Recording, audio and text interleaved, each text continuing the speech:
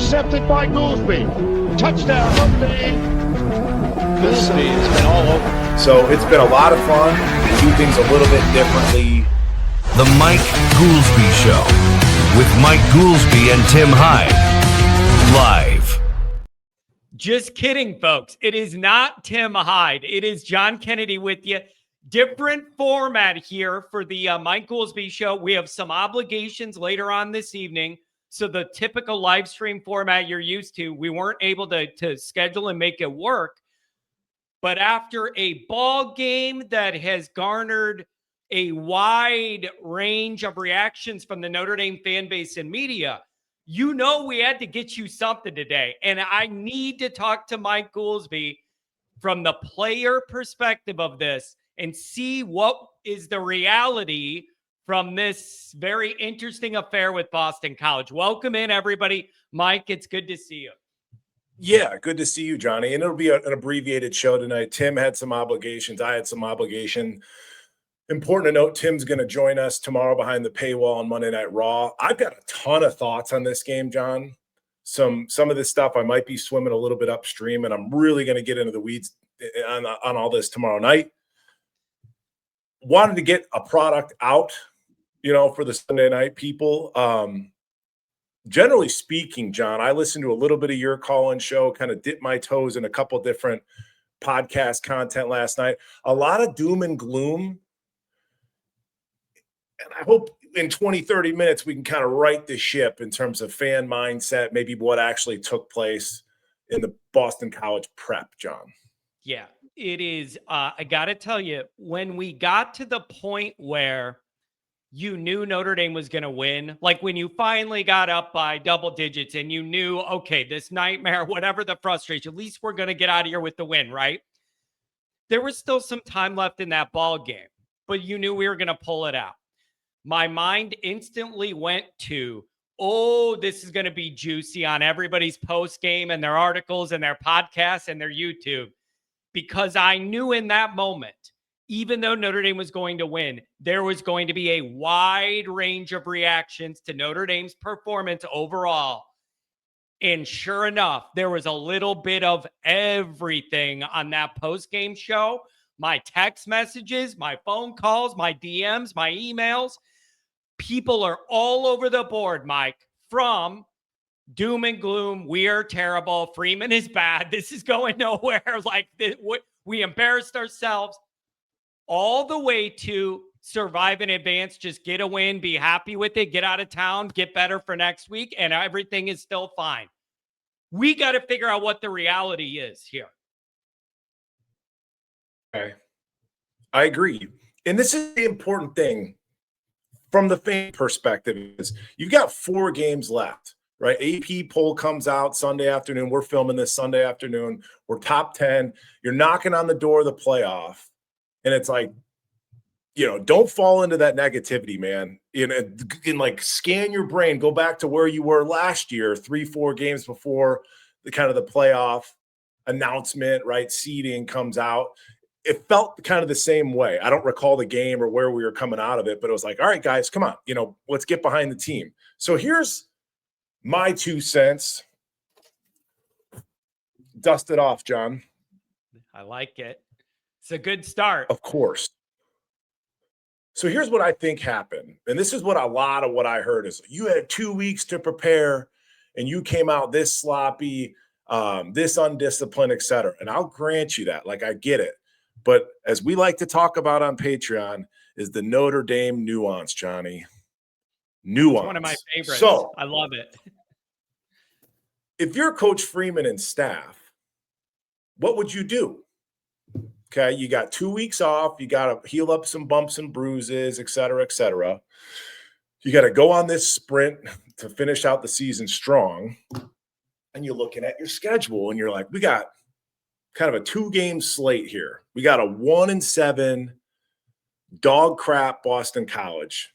And when I tell you that these kids are bad, they were bad, right? And they played their butts off all the things, right? But their secondary couldn't cover anybody. I mean, they were bad. So you got a 1-7 Boston College team And at the time, Navy's since lost to North Texas, but at the time, you've got an undefeated, presumably top 25 ranked team at home. There's whispers, maybe even game day might show up. I think this is the 150th matchup, 125th matchup, right? Somebody else out smarter than me knows.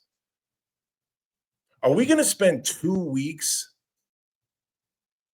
drilling into Boston College? Or might we sprinkle in a healthy dose of Navy, given how different they are, John? Right? It's a totally different approach. It's a bigger game.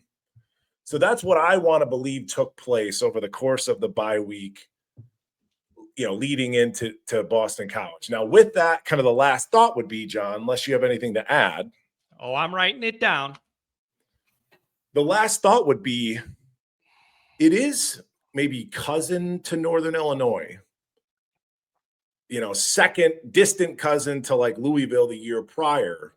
And if you go back, we were flip-flopping guards during that game. Mm-hmm. And it was like they interviewed Joe Alt after the game, and he said, yeah, all week, we knew that was the plan. So we didn't think highly enough of Louisville that it was like, well, let's experiment during the course of the game. I'm just telling you, you might not like it, but human nature, whatever, it makes the team, the players in particular, maybe let their foot off the gas, right? We got this in the bag. Let's toy around with some things. Northern Illinois, as far as I'm concerned, or as far as I understand, they had a walkthrough on a Thursday, right, which would typically be a practice. So you're 2 weeks into the season, coming off the big win against A&M. It makes the players take their foot off the gas. Boston College, Navy upcoming. Let's work on some Navy stuff during a healthy dose of Navy during the bye week. Does that make players maybe take their foot off the gas in terms of their approach or their mindset for Boston College? I think all of it's fair, and I think it's a calculated risk by Freeman and staff if that was the case. Again, it's just a theory, and I'm not even going to take full credit for it.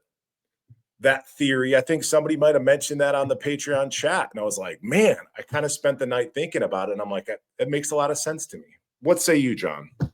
Okay, so that makes total logical sense. We've kind of seen some of it, some similar circumstance before. That all makes sense.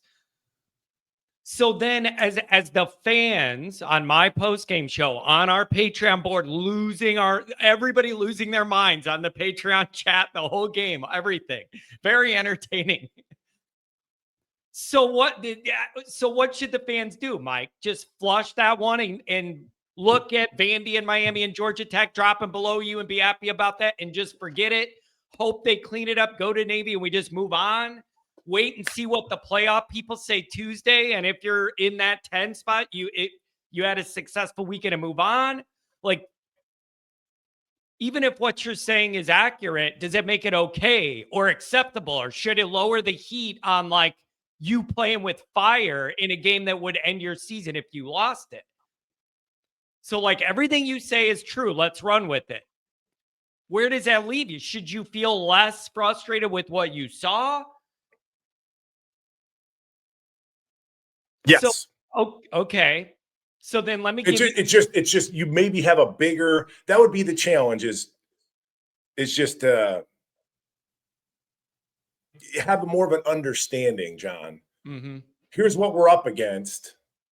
It's like, would you have rather beat Boston College 75-0? And you could have won by 30 points easy, right? I mean, there's a lot of weird, wonky things that went into that game. Very fast game, too, in terms of the timing. I was like, but would you rather beat Boston College 75-0 and have a nail biter against Navy? Or would you rather kind of have a sloppy win against Boston College, double digit, on the road, afternoon game, and then play really, really well against Navy and beat Navy by 30 points, right? People are going to ask, why can't I have both? You come out of the bye, play a sharp game against a rival that wants to ruin your season and is only known for ruining other people's good seasons and not having them themselves. Like, so people are going to just say, coming off the off week, I just expected a crisper performance and you should be able to beat Navy. Like, I mean, that's what the answer is going to be is You talk about title level standards. When you're measuring, given the grades for the position groups, you want it through the title lens, right? That title lens, that scope. So then people are saying you enter that game feeling like you needed to not just win, but impress that committee to overlook those 2 damn losses you took that were really frustrating. You're a 30-point favorite, 1-17. People, I think, just expected it not to be as frustrating as it was. And I want to add 2 other things here, and then you can push back. Number one is people and I also kind of look at the first break you had between Miami and A&M. And you knew you had major defensive concerns after Miami. You had 2 weeks and you looked worse against A&M. So I think people are also looking at now this is a pattern where this year at least you looked rough coming out of both of these breaks that are supposed to help you. They're supposed to help you, but you always have that anxiety after a bye. Your routine's messed up. You lighten up. You could take a breath and you're out of that mode of week to week grinding and then killing on Saturday, grinding, killing on Saturday. There's always a risk you come out of a bye looking sleepy. That's always on the table for every team, in my opinion. People just wanted, I get it. Kick the shit out of them. They're a 30-point favorite. People had the bar set really high, man. Well, hype is that's hype. I mean, that's why James Franklin got fired, because they're overhyped, they're overvalued, right? You get what I'm saying? The team didn't set the line, right? So that's some sort of outside expectation. But yeah, you got to be careful with hype. But if you want to talk about, okay, is this becoming a trend? Miami versus, the bye week lead into Texas A&M. I think this has been beat to death. And I think we all pretty much believe this to be true, is like the personnel on the defense was the issue early on in that season. Mm-hmm. And that who you were playing at safety, who you were playing at nickel, some of the defensive line rotation was a little wonky. So you switch things up going into Texas A&M in terms of who's going to play more, but then you're breaking in new starters. So all of that fall camp hay that was put in the barn in terms of player X getting 75% of the snaps, it's completely flipped over the course of a week and a half. You've got to get a Tay Johnson, most notably, like caught up for a Texas A&M. Yeah. So that's technically his, first showcase, first audition. Yeah. So I don't know if that explains it away, but that was early on defensively. It was personnel. And it was just, again, getting caught up in reps. We're still not great in zone, John. We're still not great rushing forward, dropping 7. We're not great at it on the defensive side of the ball. But like I said, I've got a lot of notes that we'll talk about tomorrow night. But I wanted to come on and just say, maybe take this into consideration, that this is actually what took place. Not saying it's justified, not saying it's what you should have done if you were in Marcus Freeman and staff's shoes, but it does make sense to me. And then the sloppiness, uncharacteristic, like discipline stuff, there's no excuse for it, but maybe you can empathize with it a little bit. And that player mindset, it's like, well, I'm preparing for week 10 opponent. I'm preparing for Navy when it's Boston College week. And then I think that makes young men take their foot off the throttle a little bit, right? Yeah, I get that. So then the obligation then, if we're going to do that, then you better look good against Navy. If that's like what we were doing, then you better go out there. You better go out there and shut that option down, not let them eat up 12 minutes of a quarter and nickel and dime you to do the whole thing. And this year they could throw it around a little bit on you too. So you get run happy. Yeah, so you bet if that's what happened, you better come out and shut them down. That's number one, especially with Mike Goolsby in attendance. You gotta play good in front of your boy. So it's incumbent then on the staff to know the balance of how much you could do and knowing where the focus is and feeling if the guys are drifting a little bit. Like that becomes staff field then of how far you could do that to where you're playing with fire this week. Even Mike, the irony is Notre Dame would have been right at covering that spread if they just did some of the stuff and didn't make the mistakes. Mhm. Think about it. You fumbled going in the end zone. Then you missed these kicks. Then there's other things you did. Fourth down, you didn't get whatever. If Notre Dame took advantage of their opportunities, you're right at that spread line. So, like, in a way, Vegas was not wrong. Notre Dame just didn't deliver. They were in position to cover that spread and make everybody happy. Real quick on the Navy thing. If you see me out and about, I'm bringing my nephews. They've never been. Bringing my fiance, she's never been. So I'd like to look cool in front of them. So if you do see me at campus or whatever, say hello. Ask for an autograph. Yeah, please. Yeah, please. I want to look cool in front of these kids. So that's one thing. I had this other thought too, and this is this is more of like a raw kind of commentary discussion, John. But I sometimes think that our fans are so in tune with the team and with the program and love it so much and want to win so badly that like it hurts. Like it makes you sick to watch them slog out some of these games, right? Because you care so much. Yeah. Yes. Because it's like we know what it really should look like, and when we're humming and we like, oh gosh, we just got to get through this game, right? I think there's an element of that too. Real quick on the offense. Remember when Denbrock was hired and a lot of the chatter was about how he's great at identifying mismatches. Yep. Right. We started calling him Mikey Mismatch. Yep.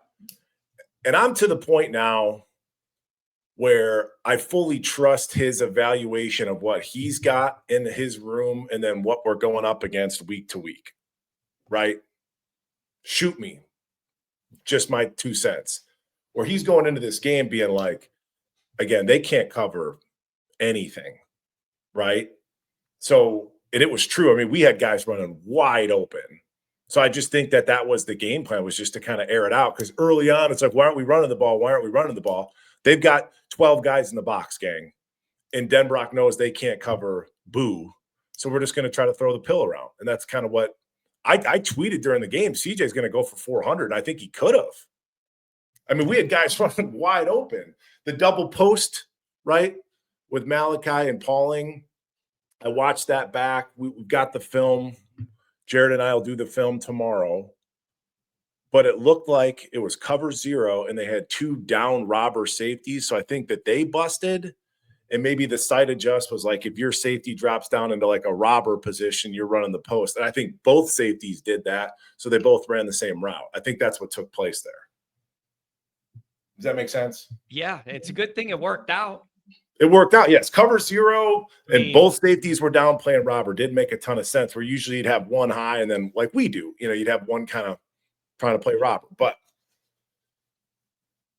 that's my whole point in an abbreviated show, John. And again, we'll get way more into the weeds tomorrow night with a lot of this stuff. But just, hey, it's not a doom and gloom thing. I believe, tinfoil hat. I think that's what took place. We've done a lot of Navy prep over the bye week, which might make your kids or allow them to kind of take their foot off the gas, or maybe overlook a Boston College, come out a little bit sleepy. Not saying it's right. When you guys are the head coach of the football program, you can make that decision. Yeah. But I might have done the same thing if I were in those shoes. I'd be a lot more concerned about Navy than Boston College. You know what I brought up? It just occurred to me, and we'll find out Tuesday if this is ultimately accurate or not. But I had this thought after writing articles, consuming the post-game show, the game, the Patreon chat, all of it's filtering through my head last night. And I had this thought. Remember a few minutes ago when you said we're all so 10 layers deep in Notre Dame-dom and everything? I started wondering if we were going to be way harsher about the performance in this game than the national media and the pollsters are going to be. I think maybe we're going to be overcritical because it's our team and we want perfection, everything. I think some of those people probably looked at rivalry game on the road and Notre Dame won by over 2 touchdowns, like whatever. Like, I think some people looked at it that way. and not the way we looked at it, where you're going to drop in the rankings. Now, if you end up 15th when the playoff committee comes out Tuesday, then that's going to change. But for today, with the AP and the coaches poll, you move up to 10. Maybe you feel a little different about it. But I just think we might be more critical than the national people may be. Does that make sense? Absolutely. No, it's absolutely. And I'm just gauging it off of like views, podcast views, somewhat of like the Twitterverse. And it really did feel, John, like the fan base kind of fell off after that second loss to A&M. And I think like podcast views across the board sort of dictate that. And I bring this up to say that, even if it was a casual Notre Dame fan, I don't think that they're fully locked in quite yet. Stack 4 more wins. Maybe they kind of feel more comfortable getting back into the water. Yeah. And I put that up against the playoff committee. When did they start to lock in? Did they lock in this past weekend, or do they lock in over the next month in terms of their evaluation and how you get what I'm saying? I do. The first one's really important, though, because it lets you know the starting point of what they think of your resume and your program and what they say about it. You never know. It's like in Rudy, it's a squirrely bunch and you don't know what you're going to get. That Tuesday is important because you're going to know what they think of you to start. If you're in the top 10 and you're Notre Dame, you feel pretty good. If you're 14th, you're going to feel different. So, hey, again, let's say you're on the committee. Which game are you going to put more weight into? How they perform against a 1-7 Boston College team, or how they perform against a damn near top 25, potentially could have been, had they beat North Texas, undefeated Navy game? What game are you going to put more stock into as a committee? Like, gang, we didn't lose. I texted Tim Hyde. He had, again, that coach mentality, sloppy game, fake punt, say what you want. It wasn't executed well. Burnham, ran right by his blocking assignment. Like, it's football. We won the game. And like I said, I think my theory, borrowed from the Patreon chat, in terms of why after a 2-week break you look this sloppy, maybe that's your answer. And again, as a fan base, crank it up. You got 4 more games to go. It's not time for doom and gloom. That's all I'm trying to say, John. Yeah. And my final thing is the Miami question. They have a history of falling apart in November. Okay. They do start strong, wear down. They have some bad November losses. Okay. And now they caught another one. It would not surprise me if they lose again. But in all these rankings I'm seeing, Mike, even though they have a head-to-head on us and we both have 2 losses, Miami's dropping like a rock. Let's see if the committee views it that way. But they got Miami below us, even though they beat us head-to-head and we have the same amount of losses. I think the book is out that Miami drops like a rock in November. And I don't see a lot of hesitation to overlook the head-to-head and have Miami go below Notre Dame.